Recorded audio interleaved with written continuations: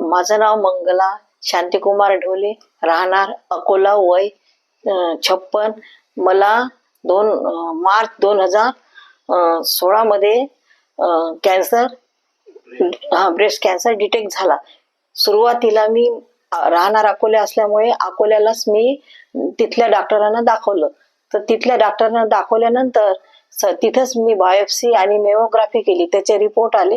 त्यांनी म्हटलं तुमच्या ब्रेस्टमध्ये गाठ आहे.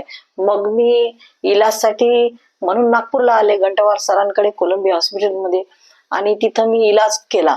तिथं मी 6 केमो घेतले. ऑपरेशन झालं माझं आणि सर्जरी झाली. म्हणजे ती ब्रेस्टची गाठ असल्यामुळे, कॅन्सर असल्यामुळे ती सर्जरी त्याची केली. आणि ती सर्जरी झाल्यानंतर 6 केमो घेतली. 6 केमो घेतल्यानंतर मला 1 वर्षभर 3 महिन्यानं बोलावलं.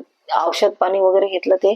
आणि नंतर मग मला 6 महिन्यानं डॉक्टर साहेब बोलावून राहिले. आणि 8 वर्ष होऊन गेले. माझी तब्येत ठणठणीत आहे. मी पूर्णपणे कामं वगैरे सगळं काही करते. आणि घाबरण्यासारखं या आजारामध्ये काही नाही. तुम्ही जर धीटपणे त्याला मुकाबला केला, त्या आजाराशी लढले, तर तुम्हाला घाबरण्यासारखं काही नाही. तुम्ही ठणठणीत व्हाल आणि तुम्हाला पाहून कोणी म्हणणारही नाही की तुम्हाला आजार आहे म्हणून.